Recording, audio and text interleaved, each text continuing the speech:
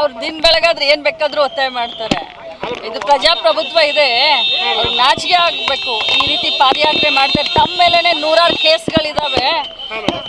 ಇದ್ರೂ ಕೂಡ ಇಂಥ ಒಂದು ಮುಖ್ಯಮಂತ್ರಿ ಏನು ಬಡವರ ಪರವಾಗಿದ್ದಂತ ಒಬ್ಬ ಮುಖ್ಯಮಂತ್ರಿ ಮೇಲೆ ಈ ರೀತಿ ಅನ್ಯಾಯ ಮಾಡ್ತಾ ಇದ್ದಾರೆ. ರಾಜಕೀಯ ಪ್ರೇರಿತವಾಗಿ ಕೇಸನ್ನ ಹಾಕ್ಲಿಕ್ಕೆ ಹೊರಟಿದ್ದಾರೆ ಅಂತಂದ್ರೆ ಅವ್ರಿಗೆ ನಾಚಿಕೆ ಆಗುತ್ತೆ.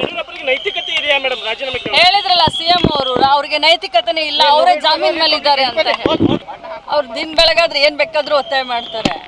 ಇದು ಪ್ರಜಾಪ್ರಭುತ್ವ ಇದೆ. ಅವ್ರು ನಾಚಿಕೆ ಆಗ್ಬೇಕು. ಈ ರೀತಿ ಪಾದಯಾತ್ರೆ ಮಾಡ್ತಾರೆ. ತಮ್ಮ ಮೇಲೆನೆ ನೂರಾರು ಕೇಸ್ಗಳಿದಾವೆ. ಇದ್ರೂ ಕೂಡ ಇಂಥ ಒಂದು ಮುಖ್ಯಮಂತ್ರಿ ಏನು ಬಡವರ ಪರವಾಗಿದ್ದಂತ ಒಬ್ಬ ಮುಖ್ಯಮಂತ್ರಿ ಮೇಲೆ ಈ ರೀತಿ ಅನ್ಯಾಯ ಮಾಡ್ತಾ ಇದ್ದಾರೆ. ರಾಜಕೀಯ ಪ್ರೇರಿತವಾಗಿ ಕೇಸನ್ನ ಹಾಕ್ಲಿಕ್ಕೆ ಹೊರಟಿದ್ದಾರೆ ಅಂತಂದ್ರೆ ಅವ್ರಿಗೆ ನಾಚಿಕೆ ಆಗುತ್ತೆ. ಹೇಳಿದ್ರಲ್ಲ ಸಿಎಂ ಅವರು, ಅವ್ರಿಗೆ ನೈತಿಕತೆನೇ ಇಲ್ಲ, ಅವರೇ ಜಾಮೀನ್ ಮೇಲೆ ಇದ್ದಾರೆ ಅಂತ. ಅವ್ರು ದಿನ ಬೆಳಗಾದ್ರೆ ಏನ್ ಬೇಕಾದ್ರೂ ಒತ್ತಾಯ ಮಾಡ್ತಾರೆ. ಇದು ಪ್ರಜಾಪ್ರಭುತ್ವ ಇದೆ. ಅವ್ರು ನಾಚಿಕೆ ಆಗ್ಬೇಕು. ಈ ರೀತಿ ಪಾದಯಾತ್ರೆ ಮಾಡ್ತಾರೆ. ತಮ್ಮ ಮೇಲೆನೆ ನೂರಾರು ಕೇಸ್ಗಳಿದಾವೆ. ಇದ್ರೂ ಕೂಡ ಇಂಥ ಒಂದು ಮುಖ್ಯಮಂತ್ರಿ ಏನು ಬಡವರ ಪರವಾಗಿದ್ದಂತ ಒಬ್ಬ ಮುಖ್ಯಮಂತ್ರಿ ಮೇಲೆ ಈ ರೀತಿ ಅನ್ಯಾಯ ಮಾಡ್ತಾ ಇದ್ದಾರೆ. ರಾಜಕೀಯ ಪ್ರೇರಿತವಾಗಿ ಕೇಸನ್ನ ಹಾಕ್ಲಿಕ್ಕೆ ಹೊರಟಿದ್ದಾರೆ ಅಂತಂದ್ರೆ ಅವ್ರಿಗೆ ನಾಚಿಕೆ ಆಗುತ್ತೆ.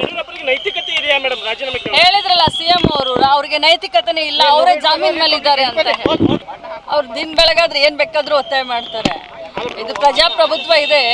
ಅವ್ರು ನಾಚಿಕೆ ಆಗ್ಬೇಕು. ಈ ರೀತಿ ಪಾದಯಾತ್ರೆ ಮಾಡ್ತಾರೆ. ತಮ್ಮ ಮೇಲೆನೆ ನೂರಾರು ಕೇಸ್ಗಳಿದಾವೆ.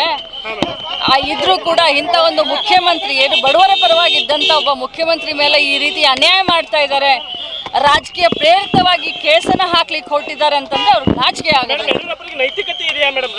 ಹೇಳಿದ್ರಲ್ಲ ಸಿಎಂ ಅವರು, ಅವ್ರಿಗೆ ನೈತಿಕತೆನೇ ಇಲ್ಲ, ಅವರೇ ಜಾಮೀನ್ ಮೇಲೆ ಇದ್ದಾರೆ ಅಂತ.